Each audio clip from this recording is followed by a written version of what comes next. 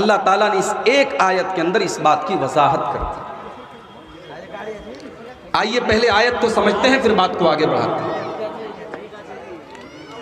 कुल इन्नमा अना बशरुम मिस्लुकुम, ऐ नबी आप ऐलान कर दीजिए, आप बता दीजिए कि मैं तुम्हारी ही तरह इंसान हूं। जैसे तुम इंसान हो मैं भी इंसान हूं, बशर हूं। यूहा इलैया, लेकिन तुम आम इंसान हो और मैं अल्लाह का नबी हूं, मैं अल्लाह का रसूल हूं, मैं अल्लाह का पैगंबर हूं। मेरे ऊपर अल्लाह ताला की वही नाजिल होती है, मेरे ऊपर कुरान उतरता है और उस कुरान के अंदर अल्लाह ताला के जरिए मुझे ये हुक्म दिया गया है, अन्नमा इलाहुकुम इलाहुन वाहिद, कि तुम्हारा माबूद एक है, तुम्हारा रब एक है,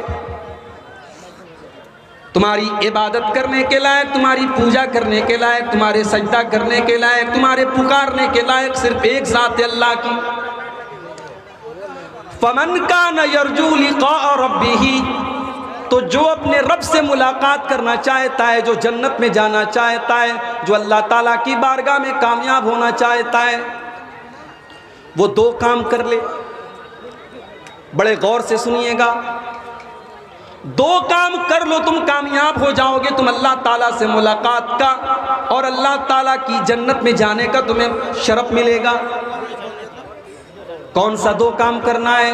फलयामल अमलन सालिहा, पहला काम ये करना है कि तुम जो भी अमल करो वो नेक अमल हो, वो अमल साले हो।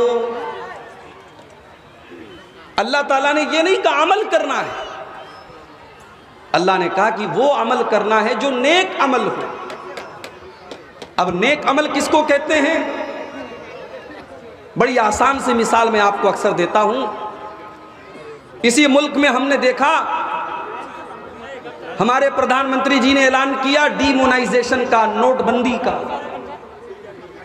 500 के और 1000 के पुराने नोट बंद, गवर्नमेंट ने नया नोट जारी कर दिया 500 का और 2000 का। याद है आप सबको? पुराने नोट और नए नोट में अगर आप कंपैरिजन करें, मुकाबला करें, पुराना नोट देखने में नए नोट से ज्यादा खूबसूरत लगता था, क्वालिटी भी अच्छी लगती थी उसकी, उसका पेपर भी इस वाले नोट के पेपर के मुकाबले में ज्यादा अच्छा और ज्यादा बेहतर मालूम होता था। मगर आज आप 5 रुपये का सामान भी दुकान पर लेने जाएं और पुराना 500 का नोट पेश करेंगे, दुकानदार फौरन आपको वापस कर देगा, साहब ये नोट अब नहीं चलता। आप कहेंगे साहब ये 500 का पुराना नोट है तो क्या हो गया, ये नए वाले नोट से बेहतर है, उससे अच्छा है, उससे खूबसूरत है, उससे मजबूत है। दुकानदार बोलेगा ये जितनी भी खूबियां आपने बयान की सब अपनी जगह है, मगर मैं ये नोट नहीं ले सकता, इसलिए कि जो ये नोट आप लेकर के आए हैं इसको भारत सरकार ने, इसको गवर्नमेंट ऑफ इंडिया ने रिजेक्ट कर दिया है। अब सरकार की नजर में ये नोट नहीं चलेगा। यही मसला दीन का है मेरे प्यारे साथी।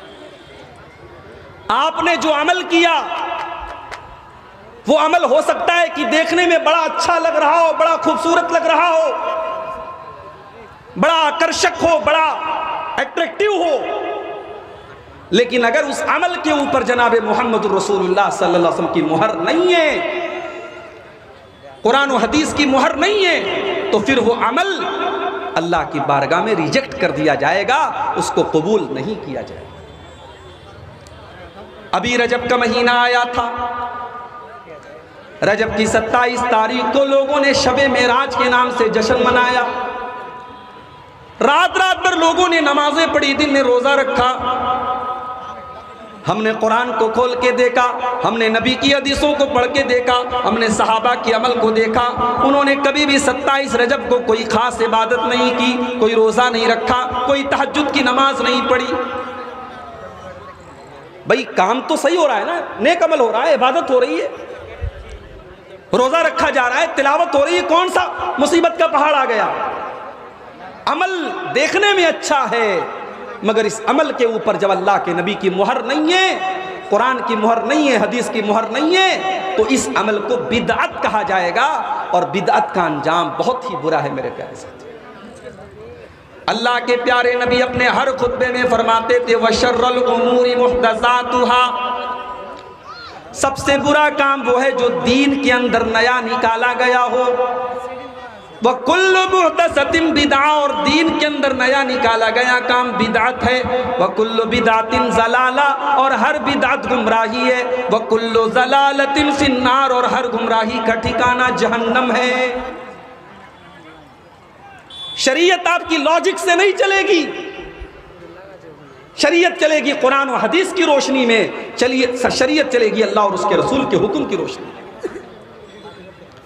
मैयत को आपने दफना दिया, मिट्टी भी दे दी आपने, दफनाने के बाद मिट्टी देने के बाद खड़े होकर के अजान देने लगे।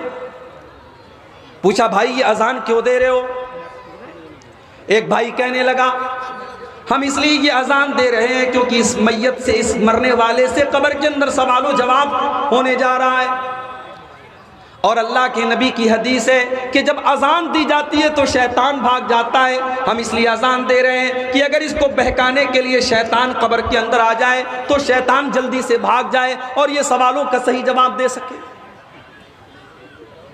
लॉजिक तो बहुत अच्छी है, मंतिक तो बहुत अच्छी है, मगर सीधी सी बात यह है कि अगर मरने वाले के मरने के बाद और दफनाने के बाद और कफनाने के बाद अगर अजान देने से शैतान भाग जाता है तो नबी ने यह अजान क्यों नहीं दिलवाई, सहाबा ने यह अजान क्यों नहीं दिलवाई? अल्लाह ताला उसूल बयान कर रहा है मुसलमानों, अगर दिमाग के किसी कोने में कोई जगह खाली हो तो उस कोने के अंदर इस उसूल को बिठा लो, कामयाब हो जाओगे।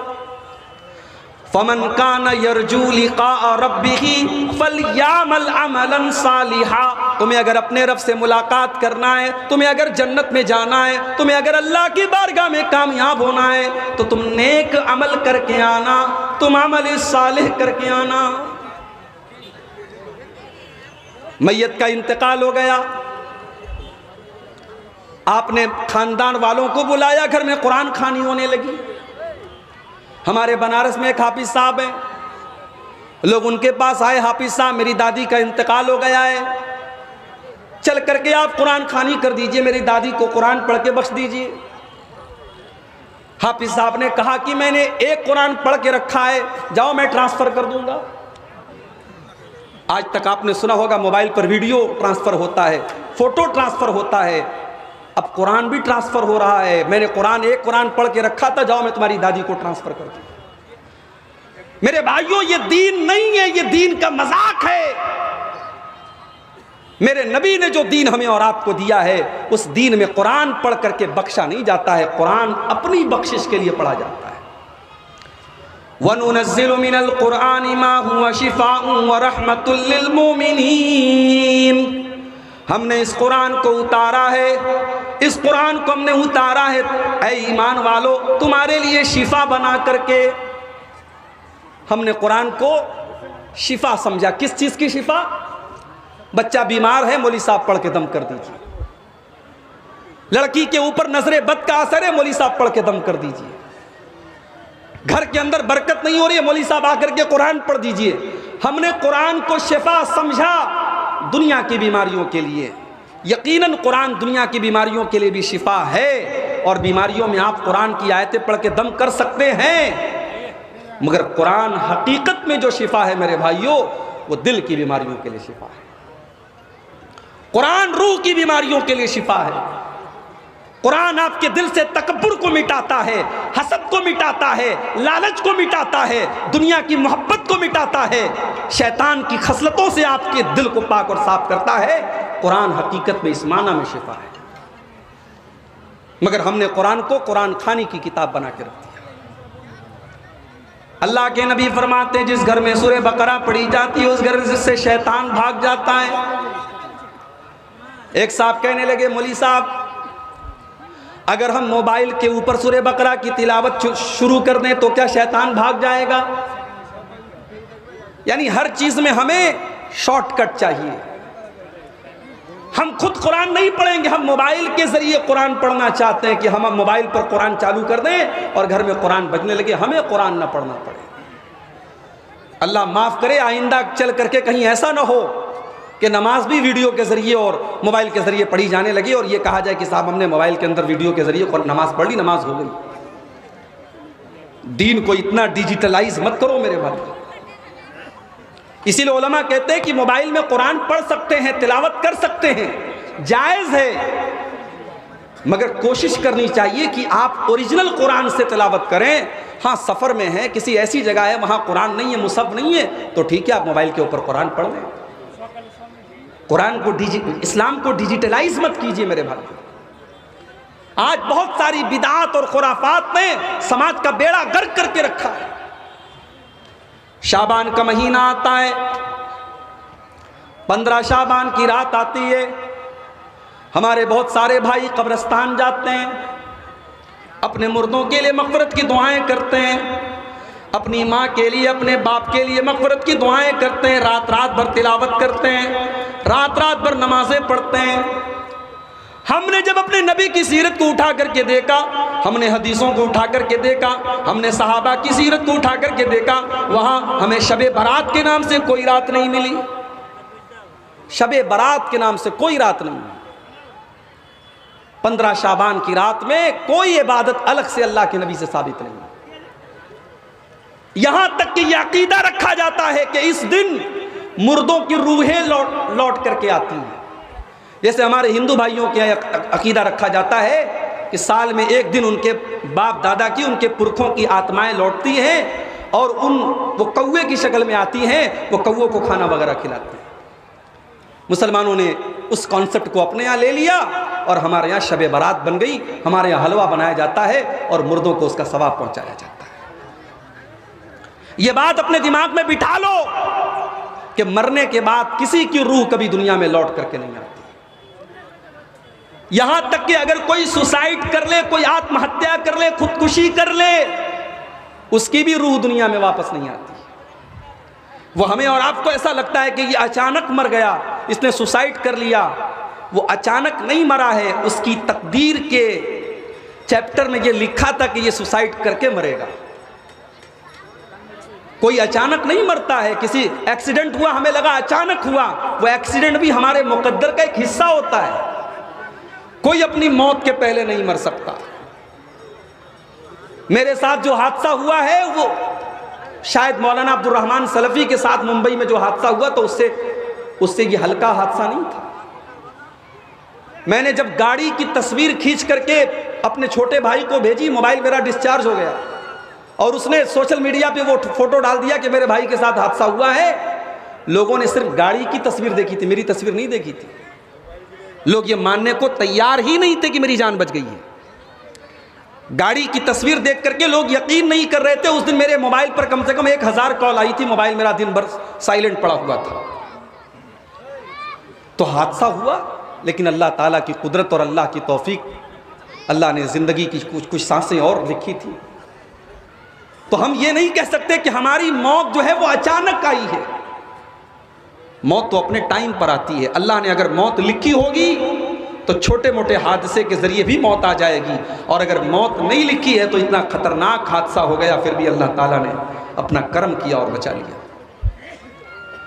और मौत के आ जाने के बाद जब बंदे की रूह निकाली जाती है, बंदा अल्लाह की बारगाह में गुजारिश करता है, हत्ता इज़ा जा अहदहुमुल मौत क़ाल रब्बिरजिऊन। जब मौत का टाइम आता है तो बंदा कहता है कि अय अल्लाह, मुझे तू एक मौका और दे दे, एक बार तू दुनिया में मुझे लौटा दे। किस लिए लौटा दे? इसलिए नहीं कि मेरा मकान अधूरा था, मैं मकान की तामीर कर लूँ। इसलिए नहीं कि बेटी की शादी करना था, शादी कर लूँ। इसलिए नहीं कि कारोबार अधूरा था, कारोबार को पूरा कर लूँ। लअल्ली आमलु सालिहन फीमा तरक्तु। अय अल्लाह, मुझे बस एक मौका और दे दे ताकि मैं नेक अमल करके तुझको राजी कर लूँ। अल्लाह फरमाता है कल्ला, ऐसा हरगिज होने वाला नहीं है। इन्नहा कलिमतुन हुवा क़ाइलुहा, मेरे बंदे ये तो बस तेरी एक ख्वाहिश है जो तेरी जुबान से निकल रही है। व मिन वराइहिम बरज़खुन इला यौम युबअसून, अब क़यामत तक तुझे बरज़ख में रहना है। अब तेरी रूह को दुनिया में लौटाया नहीं जाएगा। अब मरने के बाद तेरी रूह को दोबारा एक सेकंड के लिए भी दुनिया में नहीं भेजा जाएगा। हमारे यहाँ ये अकीदा कर दिया गया साफ शब बारात में बाप दादा की रूहें लौटती हैं। तो ये जो बिदात होती हैं, किसी ने बड़ी अच्छी बात लिखी है कि जो बिदात होती है वो हर साल एक नया बच्चा देती है। रबीउल अव्वल की 12 तारीख आती है, हमारे बहुत सारे मुसलमान भाई 12 रबीउल अव्वल की तारीख को नबी अकरम की पैदाइश का जश्न मनाते हैं। पहले ये जश्न छोटे मोटे पैमाने पर मनाया जाता था, अब हर साल उसके अंदर बढ़ोतरी हो रही है। अब तो ऐसे वीडियो भी आने लगे कि अल्लाह के नबी के नाम पर बड़े बड़े केक भी काटे जा रहे हैं। ऐसे वीडियोस भी हमने देखे कि लड़कियां नाच रही हैं, नबी की पैदाइश का जश्न मना रही हैं। इसी मालदा और कलियाचक की सड़कों पर हमने देखा नौजवान खूबसूरत लड़कियां बड़ी बड़ी गाड़ियों पर बैठी हैं और अल्लाह के नबी की मोहब्बत के नाम पर झंडे उठा उठा करके वो नबी अकरम का नारा लगा रही हैं। हो लोगों, जिस नबी ने अपनी उम्मत की बेटियों को पर्दे में रहने का हुक्म दिया, जिस नबी ने अपनी उम्मत की औरतों को ये हुक्म दिया कि जब भी तुम घर से निकलो तो पर्दे में निकलो, तुम्हारे जिस्म का कोई हिस्सा किसी गैर मर्द के सामने जाहिर ना हो, आज उसी रसूल की मोहब्बत के नाम पर जवान जवान लड़कियां आज अपनी खूबसूरती की नुमाइश कर रही हैं। जिस नबी ने अपनी उम्मत को यह तालीम दी थी, मन तशब्बहा बिकौमिन फहुवा मिनहुम, जो किसी कौम की नकल करेगा वो उसी कौम के साथ कल क़यामत के दिन उठाया जाएगा। हमने अपने नबी की मोहब्बत के नाम पर अपने नबी का ही बर्थडे मनाना शुरू कर दिया। हमने अपने नबी की मोहब्बत के नाम पर केक काटना शुरू कर दिया। कुछ दिन और गुजर जाने दो, अभी तो केक काटे गए हैं, मोमबत्तियां भी जलाई जाएंगी और जिस तरीके से बच्चे का बर्थडे मनाया जाता है और हैप्पी बर्थडे टू यू कहा जाता है, उस तरीके से हैप्पी बर्थडे टू यू या रसूल अल्लाह भी कहा जाएगा। आप देख लीजिएगा, अगर आप जिंदा रहे तो वो दिन भी आएगा। बिदात हर साल एक नए बच्चे को जन्म देती है। नबी अकरम जब नमाज पढ़ते थे, सलाम फेरने के बाद आप अल्लाहु अकबर कहते थे, अस्तगफिरुल्लाह अस्तगफिरुल्लाह अस्तगफिरुल्लाह कहते थे। मुख्तलिफ आप दुआएं पढ़ते थे, अल्लाहुम्मा अंतस्सलामु व मिनकस्सलामु तबारकता या ज़ल जलाली वल इकराम, रब्बी इन्नी अला ज़िक्रिका व शुक्रिका व हुस्नि इबादतिका। मुख्तलिफ आप दुआएं पढ़ा करते थे। उसके बाद अगर किसी की मर्जी है, कोई चाहता है वो हाथ उठा के दुआ करना चाहता है, अपने लिए अपने बाल बच्चों के लिए वो दुआ कर सकता है, कोई मनाही नहीं है। हमने क्या किया, हमने नमाज पढ़ते ही सलाम फेरते ही हमने हाथ उठा के दुआ करना शुरू किया। इमाम ने हाथ उठाए, मुक्तदियों ने इमाम उठाए, मुक्तदियों ने हाथ उठाए, लोगों ने दुआएं की और उसके बाद सब उठ करके चले गए, सुन्नतें पढ़ने लगे। और सलाम फेरने के बाद की जो दुआएं हैं वो कोई नहीं पढ़ रहा है। एक बिदअत आती है, 10 सुन्नतों को लेके चली जाती है। मेरे भाई, मुहर्रम का महीना आया, 10 मुहर्रम की तारीख को अल्लाह के नबी की नमाज से हजरत हुसैन की शहादत हुई। बड़े दर्दनाक तरीके से करबला में शहीद किया गया। उस शहादत को याद करने के लिए हजरत हुसैन के कब्र की एक शबी बनाई गई जिसको ताजिया का नाम दिया गया। मुसलमान नौजवान ताजिए निकाल करके या हुसैन का नारा लगा रहा है। ओ मुसलमानों, तुम्हें हुसैन की शहादत का गम है। उसी मुहर्रम की 1 तारीख को हजरत उमर फारूक फजर की नमाज पढ़ा रहे हैं और अबू लूलू ने हमला करके उनको शहीद कर डाला। तुमने 1 मुहर्रम को हजरत उमर के नाम का तो कोई ताजिया नहीं निकाला। उसी मुहर्रम के पहले 17 जिलहिज्जा की तारीख को उस्मान गनी को उनके घर में बड़ी बेदर्दी से शहीद कर दिया गया। तुमने उस्मान गनी के नाम का तो कोई ताजिया नहीं निकाला, कोई अलम नहीं निकाला, कोई जुलूस नहीं निकाला। इस्लाम इन बिदात का नाम नहीं है मेरे भाई। अगर आप शहादतों का गम मनाएंगे तो साल की कोई तारीख ऐसी नहीं है जिस तारीख में किसी न किसी बड़ी शख्सियत की शहादत न हो। इस्लाम शहीदों के खून से इस्लाम की तारीख रंगीन है। अगर आप शहादतों का गम मनाएंगे और लोगों की पैदाइश की खुशी मनाएंगे तो साल की कोई तारीख बाकी नहीं बचेगी। इस्लाम बड़ा ही सिंपल दीन है मेरे भाई, इसको सिंपल ही रहने दो। इसमें बिदात मत निकालो, इसमें कोई नए नए काम मत निकालो। इंतकाल हो गया किसी इंसान का, तीसरे दिन आपने बिरयानी बनवा दी, आपने लंबा चौड़ा खाने का इंतजाम किया, पूरे खानदान के लोग आकर के दावत उड़ा रहे हैं। मेरे नाना का इंतकाल, मेरे नाना के घर में भी ये बिदात और खुराफात अंजाम दी जाती है। मैं समझाता हूँ, नसीहत करता हूँ, लेकिन बहरहाल है, माहौल है। जब तक अल्लाह हिदायत न दे इंसान के बस की बात नहीं है। नाना का इंतकाल हुआ, आज इंतकाल हुआ है, अगले दिन रात में बिरयानी बनाने की तैयारी चल रही है, मसाला पीसा जा रहा है, प्याज काटी जा रही है। मेरे मामू लोग बैठे थे, मैंने कहा कि आपको कुछ समझ में आ रहा है?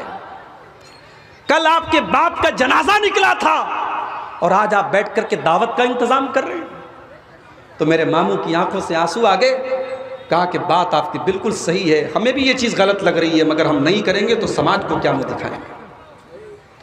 अगर हम नहीं करेंगे तो कल समाज ये कहेगा कि इनके बाप का इंतकाल हो गया, इन्होंने अपने बाप का तीजा नहीं किया, इन्होंने अपने बाप का 40वां नहीं किया, इन्होंने अपने बाप की बरसी नहीं की। इस गम ने हमको मारा कि लोग क्या कहेंगे।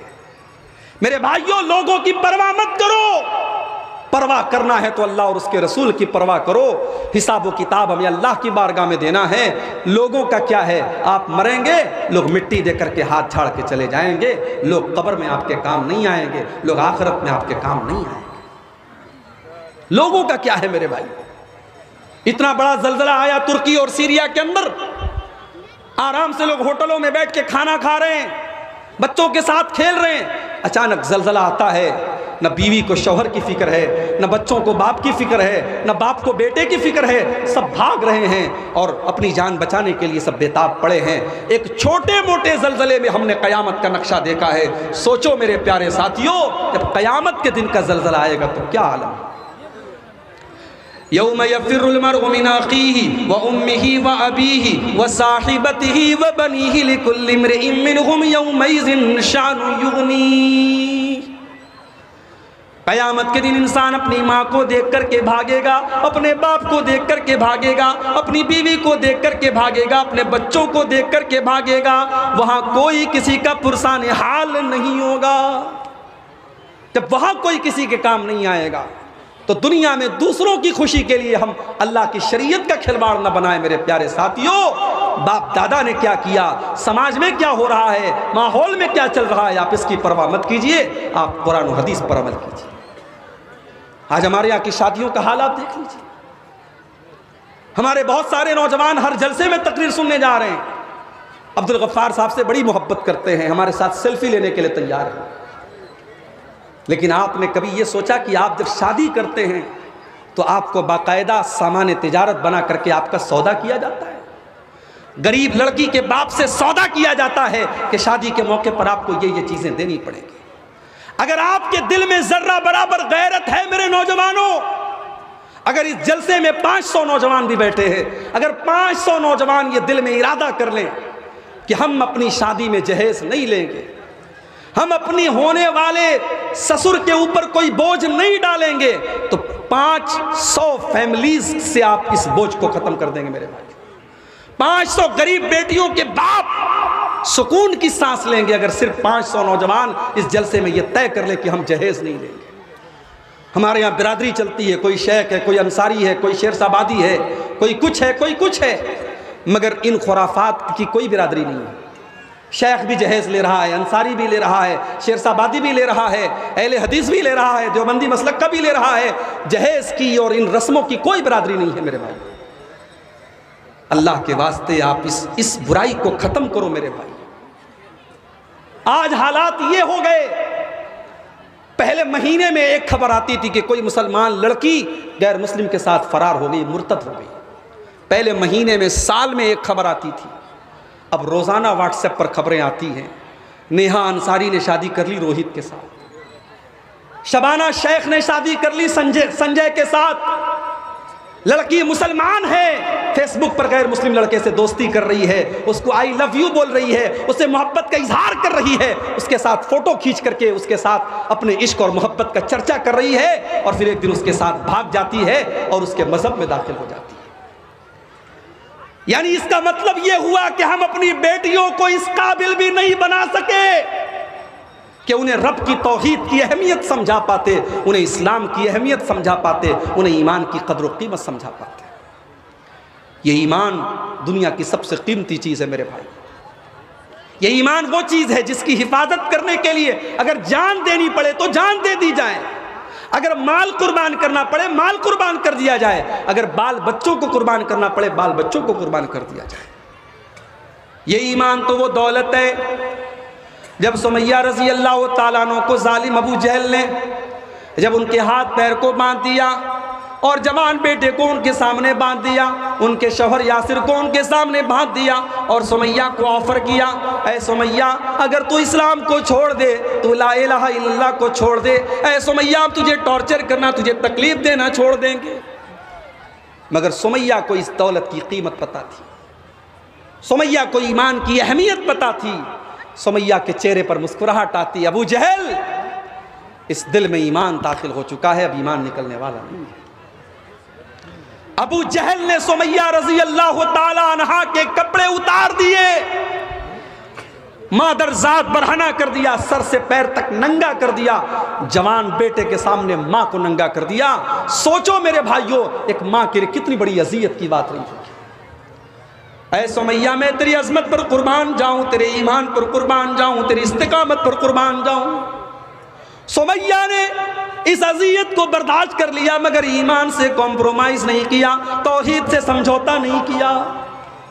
फिर जालिम अबू जहल ने बड़ी बेदर्दी के साथ उनकी शर्मगाह पर हमला करके उनको बड़ी बेदर्दी से शहीद कर दिया।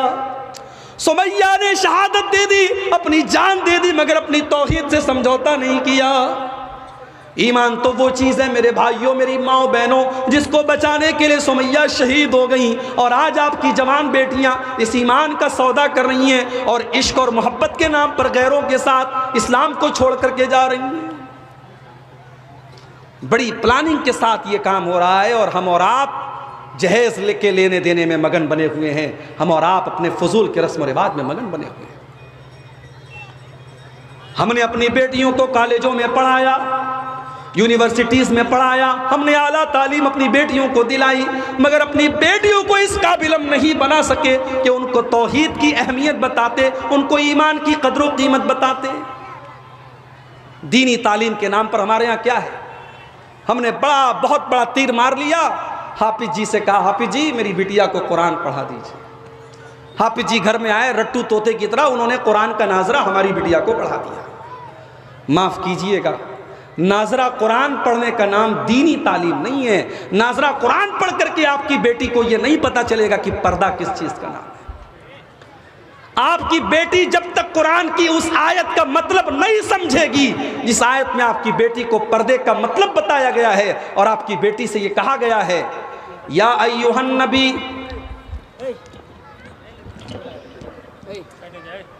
या अय्युहन नबी कुल लिअज़वाजिका व बनातिका व निसाइल मोमिनीना युदनीना अलैहिन्ना मिन जलाबिबिहिन्ना।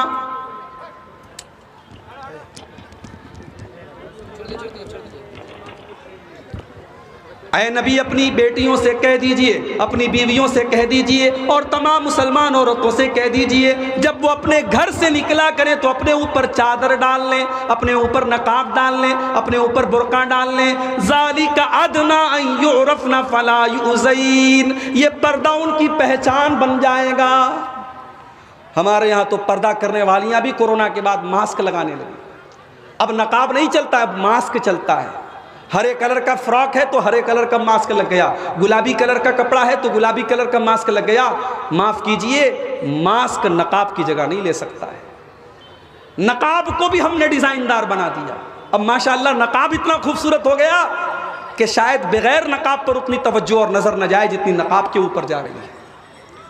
मेरे भाइयों, हमने अपनी बेटियों को जब कुरान का मतलब ही नहीं पढ़ाया और उनको दीनी तालीम ही नहीं दी, तो हमारी बेटियां अगर आज गैरों के साथ फरार हो रही हैं तो हमें बहुत हैरत नहीं करनी चाहिए। हमने अपनी लड़कियों को इजाज़त दी वो बाज़ार जाएं, हमने बाज़ार के रास्ते उनके लिए खोल दिए, हमने कॉलेजों के रास्ते उनके लिए खोल दिए, हमने यूनिवर्सिटीज़ के रास्ते उनके लिए खोल दिए, और हमने मस्जिदों के रास्ते उनके लिए बंद कर दिए। दुनिया की हर जगह औरत जा सकती है, मस्जिद में नहीं जा सकती। फतवा लग गया साहब मस्जिद में जाने से फितना पैदा होगा। मेरे भाइयों, आज आप गौर करें कि आज मुस्लिम पर्सनल लॉ बोर्ड भी ये कह रहा है कि नहीं, अगर पर्दे का इंतजाम हो तो औरतों को मस्जिद में इंतजाम उनका होना चाहिए। बड़ी देर में बात आई है, मगर देर आया दुरुस्त आया। जब बीमार इंसान होता है ना, मेरे साथ एक्सीडेंट हुआ, ऐसे बजाय मुझे कोई चोट नहीं आई, मगर 2 दिन के बाद अब मेरे सीने में दर्द हो रहा है, पीठ में दर्द हो रहा है। अब मैं डॉक्टर के यहाँ जाऊंगा, डॉक्टर मुझे पेन किलर देगा, अगर अंदरूनी कोई चोट नहीं है तो पेन किलर देगा और साथ में एंटीबायोटिक देगा। उसूल यही है, बीमारी जितनी तगड़ी हो एंटीबायोटिक उतना तगड़ा दिया जाता है।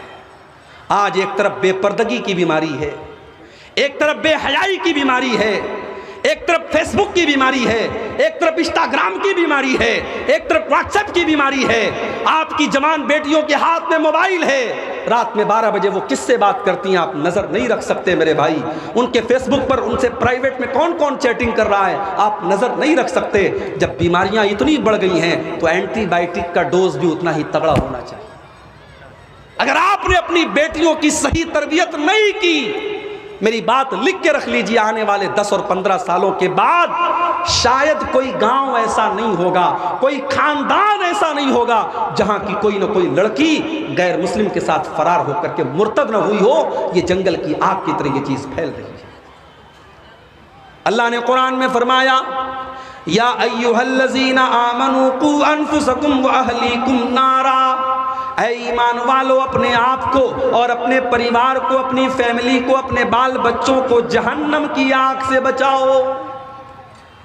अपने दिल पर हाथ रख के बताइए, औलाद वालो, आपका बेटा अगर आग में जल रहा हो और आपको पता लग जाए तो क्या आप जलसे में बैठ करके अब्दुल गफ्फार साहब की तकरीर सुनेंगे? आप दौड़ते भागते जाएंगे। आपको मोबाइल पर कॉल आ जाए कि मेरे बेटे का एक्सीडेंट हो गया, आप हॉस्पिटल पहुंचेंगे और अगर जरूरत पड़ी तो अपना खून दे करके और अपनी जान दे करके आप अपने बच्चे को बचाएंगे। इतनी मोहब्बत करते हैं अपनी फैमिली से, अपने परिवार से, अपने बाल बच्चों से। अल्लाह तबारक व तआला उसी मोहब्बत के को अपील करते हुए फरमाता है, या अय्युहल्लज़ीना आमनू कू अनफुसकुम व अहलीकुम नारा, ऐ ईमान वालो, जिस परिवार से, जिस अहलो अयाल से तुम इतनी मोहब्बत करते हो, उसको दुनिया की आग में तुम जलते हुए नहीं देखना चाहते हो। तुम्हारे बाल बच्चे, तुम्हारे बेटी और बेटियां जहन्नम की आग में कैसे जल रहे हैं और तुम कैसे गवारा कर रहे हो। अपने बच्चों को बचाओ जहन्नम की आग से। मोबाइल बच रहा है। आप रात में तहज्जुद की नमाज पढ़ रहे हैं, आप रात में तहज्जुद की नमाज पढ़ रहे हैं, कौन है भाई?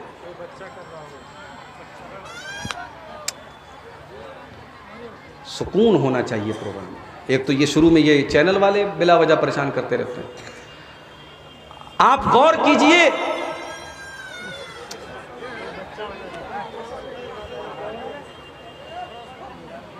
अल्लाह रहम फरमाए। बच्चों की मोहब्बत हमारे और आपके दिल में रहती है, लेकिन अगर आप तहज्जुद की नमाज पढ़ रहे हैं और आपका बेटा गलत रास्ते पर जा रहा है और आपकी बेटी गलत रास्ते पर जा रही है मेरे भाइयों, तो अल्लाह क्या हमारी और आपकी गर्दन बच नहीं सकती। अल्लाह के नबी फरमाते, कुल्लुकुम राइउन व कुल्लुकुम मसऊलुन अन रइयतिही, तुम में से हर इंसान जिम्मेदार है और उसकी जिम्मेदारी के बारे में कल क़यामत के दिन सवाल किया जाएगा। आपको अपने बच्चों की बहुत फिक्र है, आपने बच्चों के लिए प्रॉपर्टी बनाई, आपने घर मकान बनाया, आपने सोने चांदी के जेवरात बनाए, मगर अपने दिल पर हाथ रख के बताओ, आपने अपने बच्चों की आखिरत के लिए क्या किया? आखिरत के लिए आपने क्या किया? दुनिया में तो चलो आपने अपने बच्चों का इंतजाम कर दिया, मगर आपको अपने बच्चों की आखिरत की कितनी फिक्र है? कभी आपने इस पर गौर किया? आज कितने मुसलमान हैं, बच्चा बीमार हो गया, माँ उसकी मालिश कर रही है, मालिश करने के बाद काजल का टीका लगा रही है। आप क्या लगाते नहीं लगाते? काजल का टीका लगाती हैं पेशानी के ऊपर, औरतों से पूछो क्यों लगाती हो, कहती है नजर नहीं लगती। किसने बताया भाई आपको? कुरान में लिखा है, नबी ने फरमाया, सहाबा ने किया नहीं। टोटका है हिंदुस्तान के माहौल में राइज हो गया, बच्चे को नजर का टीका लगाया जा रहा है। घर में नजर न लगे, गैर मुस्लिमों के यहाँ नींबू और मिर्चे लटकाए जाते हैं, मुसलमानों के घरों में भी मिर्ची और नींबू लटकाए जाने लगे। बच्चा बीमार हुआ, आपने उसके पेट में तावीज़ बांध दिया, उसके गले में तावीज़ बांध दिया। मेरे भाइयों, क्या आपने नबी की वो हदीस नहीं सुनी, मन अल्लक़ तमीमतन फ़क़द अशरक, जिसने तावीज़ लटकाया उसने शिर्क किया। अल्लाह के प्यारे नबी अपने नवासे हसन और हुसैन को पढ़ करके दम करते हैं, उईज़ुकुमा बिकलिमातिल्लाहि ताम्मा मिन कुल्लि शैतानिन व हाम्मा व मिन कुल्लि ऐनिन लाम्मा। आपने दुआ याद नहीं की, आपको दुआ पढ़ना नहीं आता, तो आपने शॉर्टकट तलाश किया, आपने मौलवी साहब से कहा तावीज़ बना के दे दीजिए। मौलवी साहब ने तावीज़ बना के भी दे दिया। मेरे भाइयों, इन बिदात और खुराफात से अपनी फैमिली को बचाओ, शिर्क से बचाओ अपने बच्चों को। हजरत याकूब अलैहिस्सलाम को देखो, उनके 12 बच्चे हैं। याकूब अलैहिस्सलाम का इंतकाल होने वाला है आखिरी टाइम में। 12 बच्चे उनके बिस्तर को लपेटे, बिस्तर को घेरे हुए हैं। हजरत याकूब अलैहिस्सलाम अपने बच्चों से कहते हैं, अम कुंतुम शुहदा इज़ हज़र याकूब अल मौत इज़ क़ाल लिबनीहि मा ताबुदून मिन बादी। हजरत याकूब अपने बच्चों से कहते हैं, किसकी इबादत करोगे? कालू नाबुदु इलाहका व इलाह आबाइका। बच्चे कहते हैं, अब्बा जान, हम आपके और अपने बाप दादा के माबूद की इबादत करेंगे, हम अल्लाह की इबादत करेंगे। याकूब अलैहिस्सलाम को अपने इंतकाल के टाइम बच्चों की तौहीद की फ़िक्र है। मेरे प्यारे साथियों, अपने बच्चों के अक़ीदे की फ़िक्र कीजिए। और जाते जाते मैं चाहता हूँ कि थोड़ा सा आप, चूँकि मैं मजबूरी की वजह से मुझे पहले नंबर दिया गया है, जलसे वालों को इस बात का भी डर है कि कहीं जो चंदे का एक उम्मीद, प्रोग्राम के ज़रिए एक उम्मीद है चंदे की, कहीं वो चंदा कम ना हो जाए। मैं बड़े अदब से आपसे गुजारिश करता हूँ, मेरी तकरीर का आखिरी पॉइंट चल रहा है, 5-10 मिनट आप आइए।